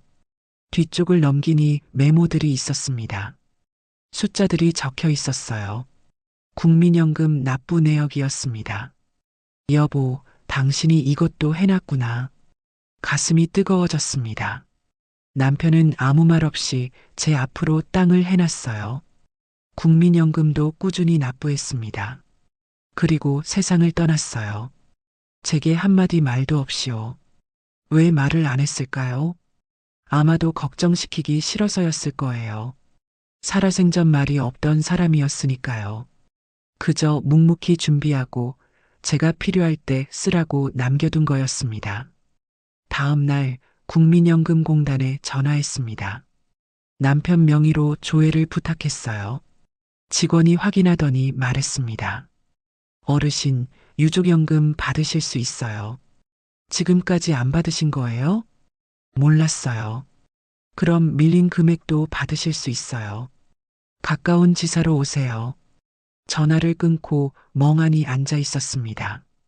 땅도 있고 연금도 있고 나는 거지가 아니었구나. 아들한테 돈 받아야 살 수 있는 처지가 아니었구나. 그런 생각이 들었어요. 그날 오후 시장에 갔습니다. 채소를 좀 사러 나갔어요.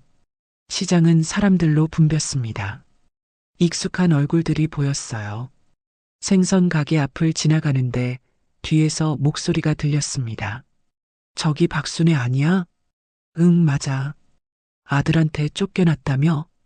두 아줌마가 수군거리고 있었어요. 일부러 들으라는 듯이 큰 목소리였습니다. 집까지 팔아서 아들 줬는데 쫓겨났대. 불쌍하게. 그러게. 자식 위에 다 바쳤는데 이제 빈털털이잖아. 그 말들이 귓가에 꽂혔습니다.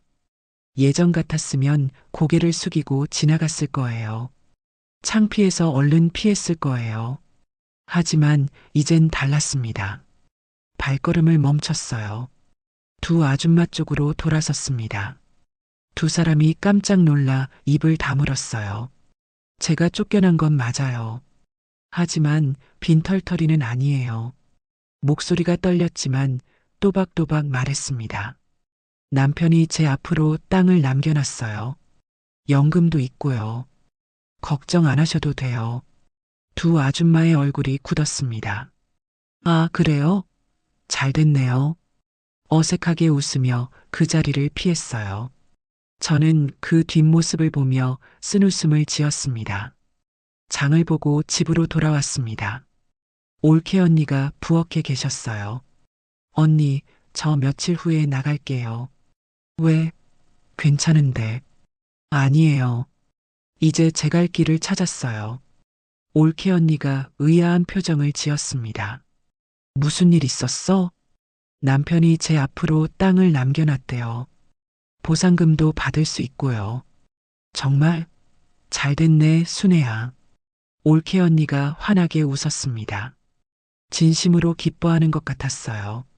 그날 저녁 남편 산소에 다시 갔습니다. 해가 지기 전이었어요. 석양빛이 산을 붉게 물들이고 있었습니다. 묘 앞에 무릎을 꿇고 앉았습니다. 여보, 내가 또 왔어요. 바람이 불었습니다. 나뭇잎이 바스락거렸어요. 당신이 남겨놓은 거 알았어요. 땅도 연금도. 나는 몰랐는데 당신은 다 준비해놨더라고요. 목이 메었습니다. 평생 말이 없던 사람이었잖아요. 사랑한다는 말도 한 번도 안 했고, 그래서 서운할 때도 있었어요. 근데 이제 알겠어요. 당신은 말 대신 이렇게 준비해 놓은 거였구나. 눈물이 흘렀습니다. 미안해요, 여보. 내가 당신 마음을 몰랐어요. 당신은 항상 날 생각하고 있었는데 나는 몰랐어요. 묘비를 쓰다듬었습니다. 이제 나 혼자서도 잘 살 수 있을 것 같아요. 당신이 남겨준 걸로 새로 시작할 수 있을 것 같아요. 석양이 점점 낮아졌습니다.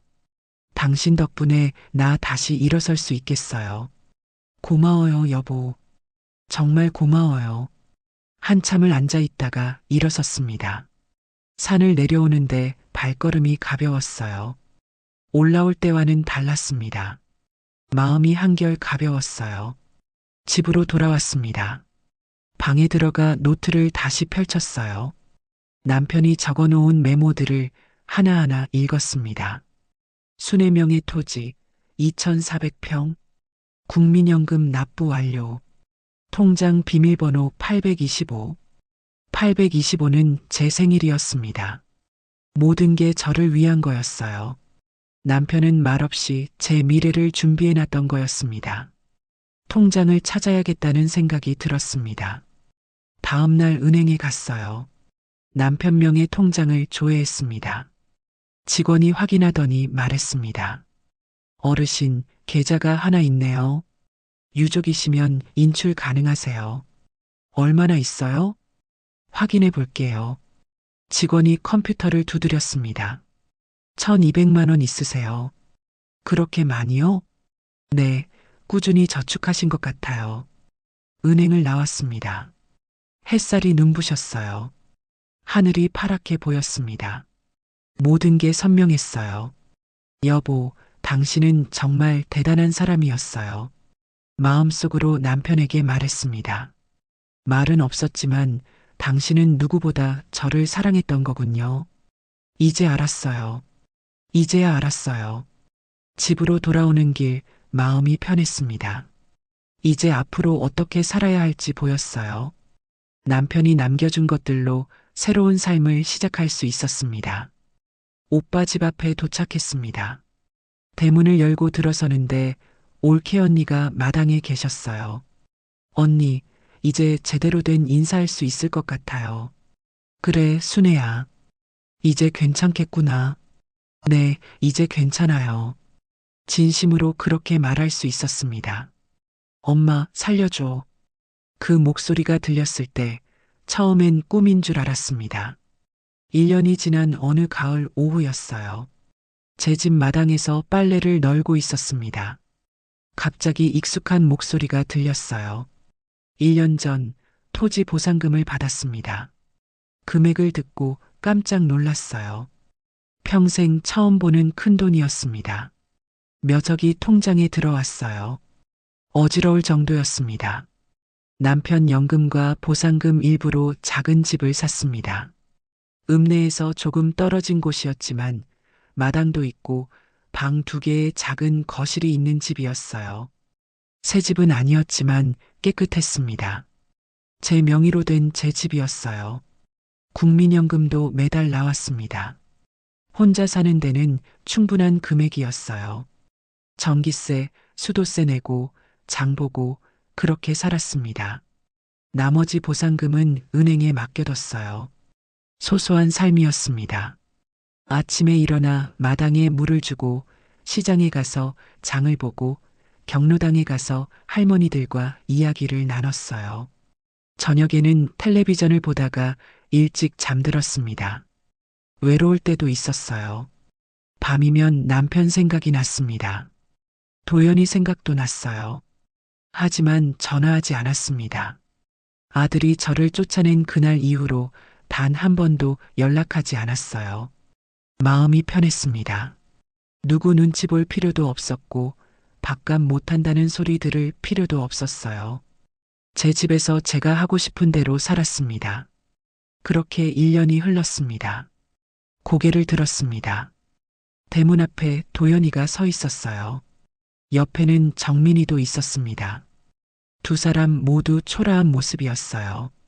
도연이의 옷은 구겨져 있었습니다. 얼굴은 수척했어요. 며칠을 제대로 못 잔 것 같았습니다. 정민이도 마찬가지였어요. 화장기 하나 없는 얼굴에 머리는 산발이었습니다. 잠시 멈춰섰습니다. 빨랫감을 든 채 그대로 굳어버렸어요. 두 사람을 바라봤습니다. 아무 말도 나오지 않았어요.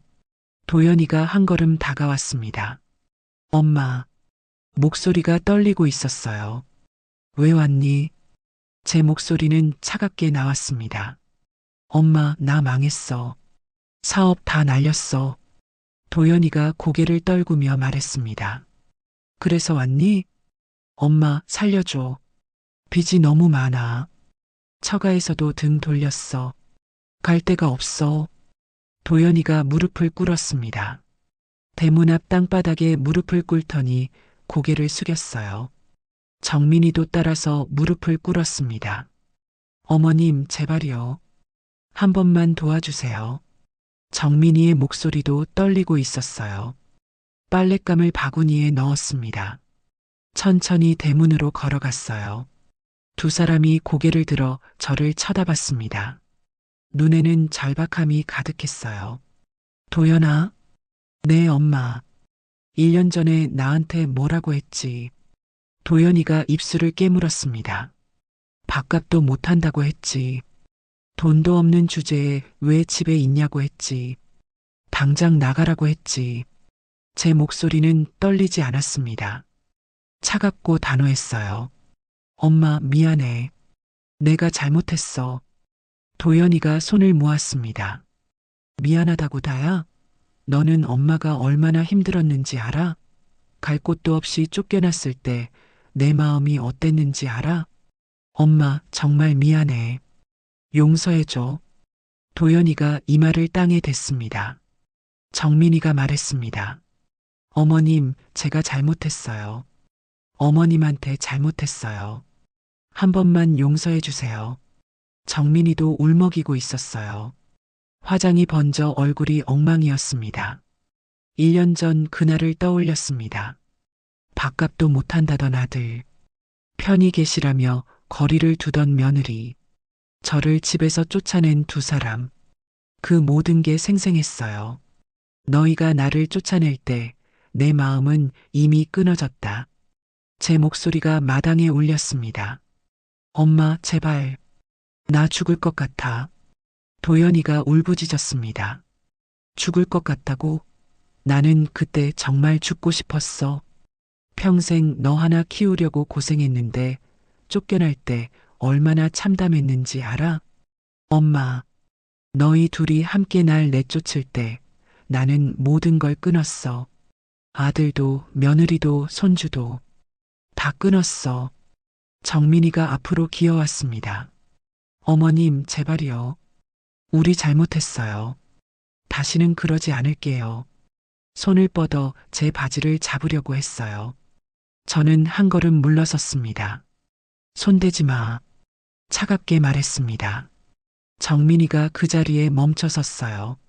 어머님, 지우도 있잖아요. 지우 생각해서라도요. 지우 이름을 듣는 순간 가슴이 쿵 했습니다. 하지만 흔들리지 않았어요. 지우는 너희가 알아서 키워. 할머니는 이미 죽었다고 생각해. 엄마, 그렇게까지 말하지 마. 도연이가 고개를 들었습니다. 눈물범벅이 된 얼굴이었어요. 왜 안 돼? 너희가 나한테 한 짓이 얼마나 잔인했는데. 이제 와서 용서를 바라니? 엄마, 나 정말 잘못했어. 제발. 도연이가 땅에 이마를 찧었습니다. 쿵쿵 소리가 났어요. 그 모습을 보고 있자니 가슴이 아팠습니다. 하지만 고개를 돌렸어요. 돌아가. 짧게 말하고 집 안으로 들어섰습니다. 엄마, 엄마. 도연이가 뒤에서 소리쳤습니다. 하지만 돌아보지 않았어요. 문을 닫았습니다. 도연이와 정민이의 울음소리가 문 밖에서 들렸어요. 한참 동안 울부짖는 소리가 들렸습니다. 거실 소파에 주저앉았습니다. 손이 떨리고 있었어요.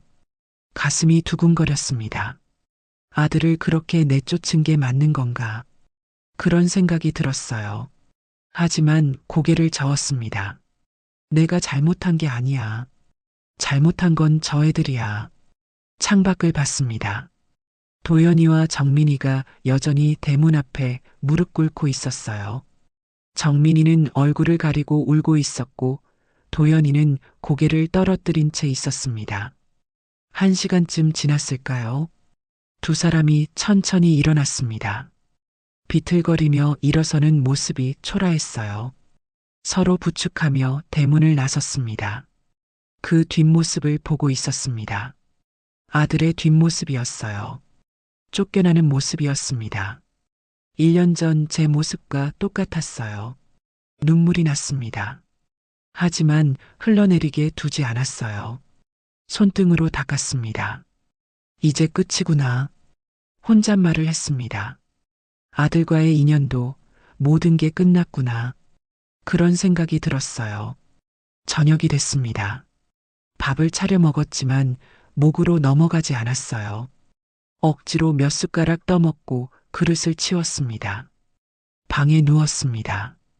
천장을 바라보며 생각했어요. 내가 너무 냉정했나? 그래도 아들인데 한 번쯤은 용서해줘야 하는 거 아닌가?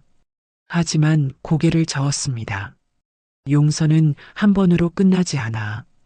용서하면 또 같은 일이 반복될 거야. 밤이 깊어갔습니다. 잠이 오지 않았어요. 도연이 얼굴이 자꾸 떠올랐습니다. 무릎 꿇고 빌던 모습, 울부짖던 목소리. 모든 게 생생했어요.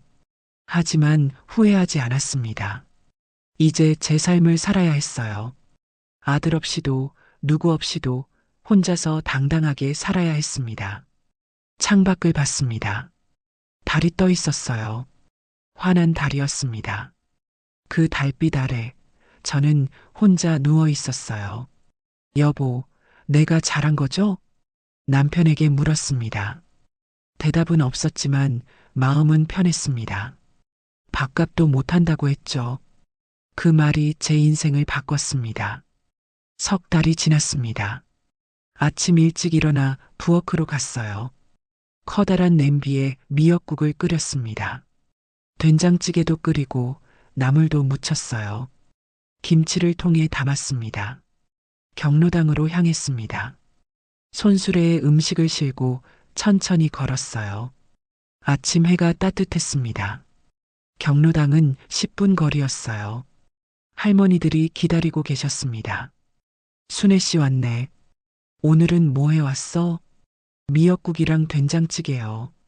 나물도 있어요. 할머니들이 환하게 웃었습니다.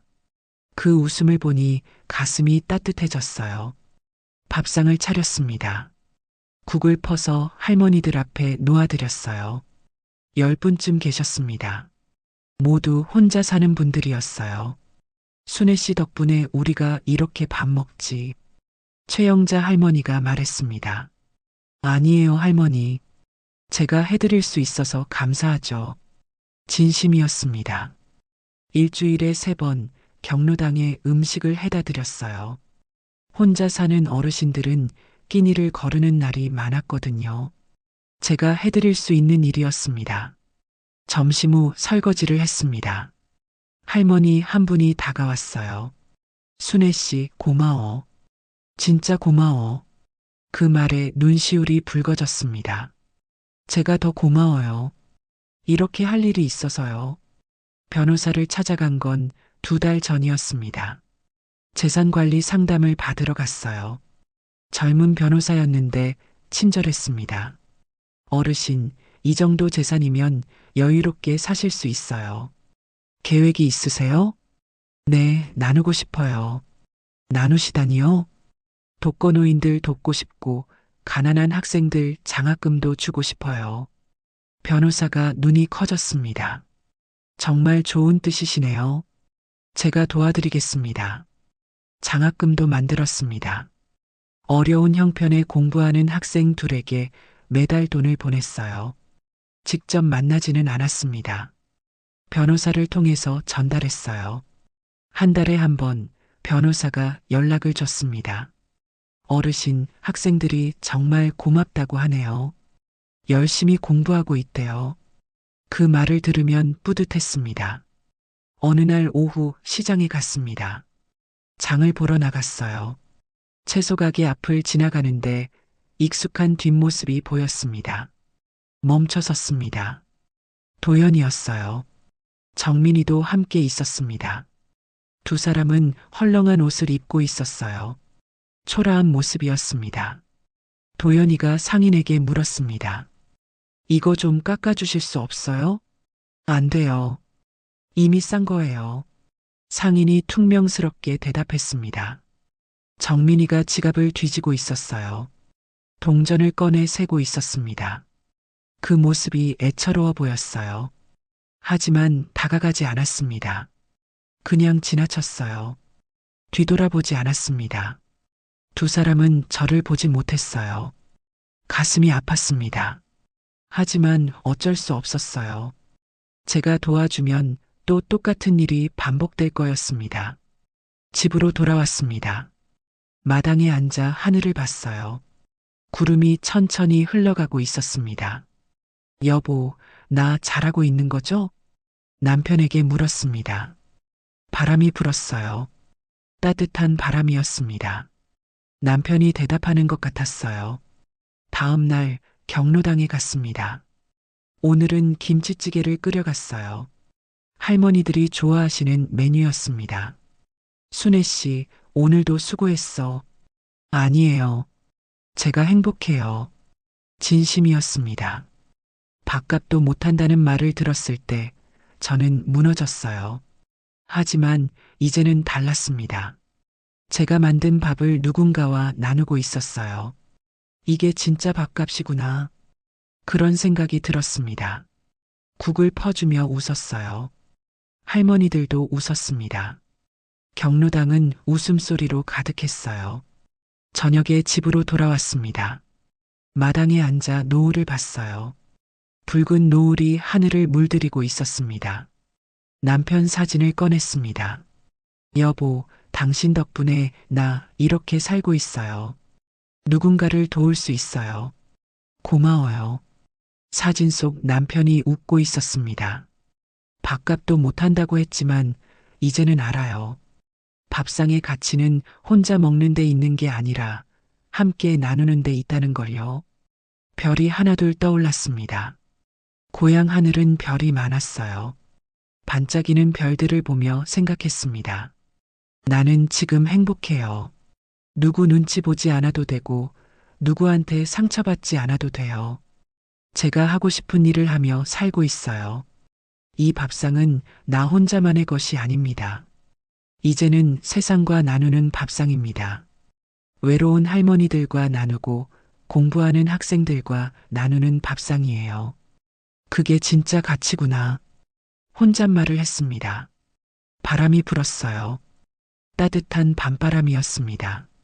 마당의 꽃들이 흔들렸어요. 내일도 경로당에 가야겠어요.